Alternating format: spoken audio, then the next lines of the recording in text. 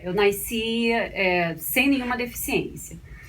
A 1 ano e 3 meses de idade, naquela época ainda, não havia a erradicação da poliomielite, Sim. né? E, infelizmente, na época, não se tinha um programa, né, muito efetivo de campanhas de prevenção. E, infelizmente, com 1 ano e 3 meses, eu acabei tendo a poliomielite, por, acho que até um atraso, né, das vacinas por conta disso. E um belo dia eu dormi andando, né, e acordei já com a deficiência.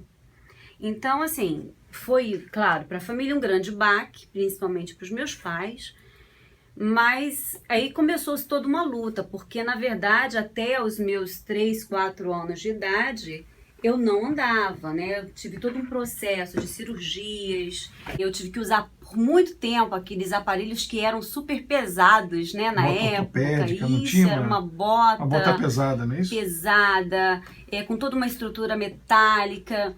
E é engraçado, assim, que eu, quando aprendi a tirar tudo aquilo, né, eu enganava muito a minha mãe.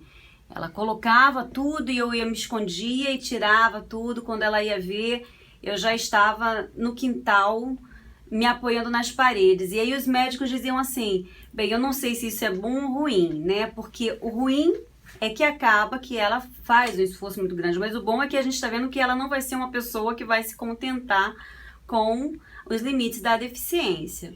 O marco na minha vida realmente foi a minha família.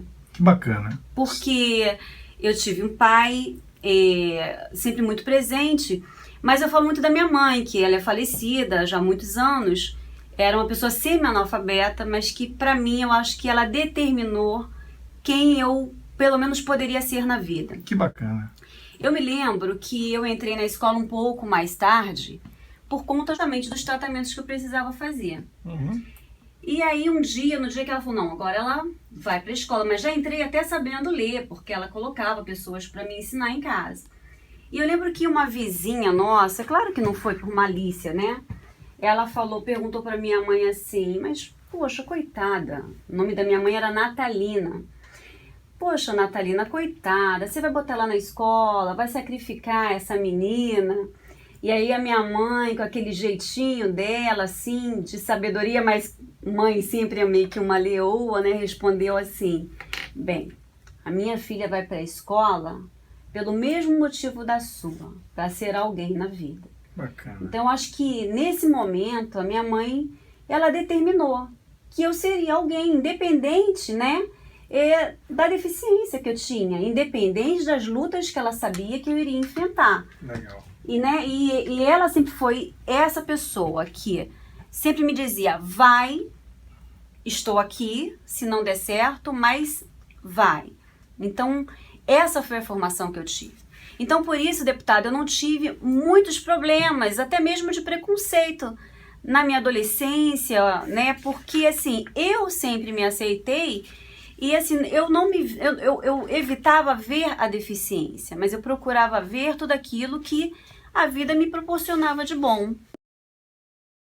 Uhum. Então, acho que isso foi muito importante, né? Foi muito determinante para que eu amadurecesse as escolhas, né, que eu teria na minha vida, né?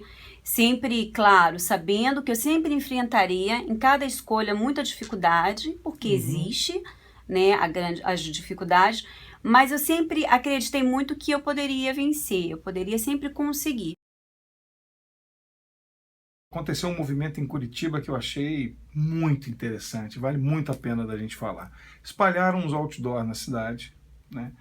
Outdoor dizendo o seguinte, a partir de agora vamos fazer um movimento para acabar com o direito das pessoas com deficiência. Houve um movimento, a gente depois foi tudo montado, mas isso gerou uma comoção nacional, gerou uma intervenção, as pessoas começaram a se mobilizar, achavam um absurdo, estamos voltando à idade onde as pessoas já não se respeitavam, enfim, um retrocesso total. Eu mesmo fiquei indignadíssimo, minha rede social, minha comunicação na Assembleia, vamos fazer um manifesto. Bom, alguns dias depois, nós descobrimos que esse era um movimento do Conselho Municipal da Pessoa com Deficiência de Curitiba, da presidente, e depois botaram uma tarja preta dizendo, tá vendo, se você se indignou tanto, por que você ainda desrespeita?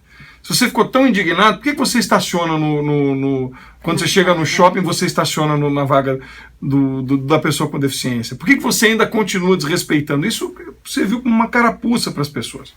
Eu estou te perguntando, a gente vai falar um pouquinho disso no terceiro bloco, mas eu queria te perguntar, você sofreu preconceito na escola? Você teve problema na família? Você teve problema na igreja? Depois eu quero falar um pouco da tua vida de fé, para quem eu não falei, mas a Patrícia é uma missionária evangélica respeitadíssima na igreja dela, que é a igreja Ana Batista, a igreja evangélica Ana Batista. Meu querido amigo pastor Cláudio, também pastor Walter, são grandes profetas de Deus, a quem eu tenho um profundo respeito e carinho, e a Patrícia é missionária da igreja Ana Batista, que eu já tive a oportunidade de estar presente, são pessoas de Deus. Você viveu preconceito? Fala um pouquinho para ele. Já teve experiências que você sofreu por causa do preconceito? Comecei a sentir um pouco preconceito na minha vida quando eu comecei a galgar alguns degraus, no sentido profissional, na vida pessoal. Porque talvez por mais que as pessoas sempre falassem que eu era muito esforçada, elas não esperavam, muitas não esperavam, que eu chegasse em alguns lugares que eu tenho chegado na minha vida. E aí você começa a perceber que isso é um grande preconceito. Eu conheci, a Igreja Pentecostal Ana Batista com 17 anos de idade. Eu comecei o meu trabalho ali no Evangelho, na Igreja Matriz, que é em Duque de Caxias. Ali eu fiquei 6 anos e depois fui enviada, em missão para a igreja também, mas do campo de São João, que é a igreja em São Mateus. São Mateus, isso. Onde eu já estou há 20 anos.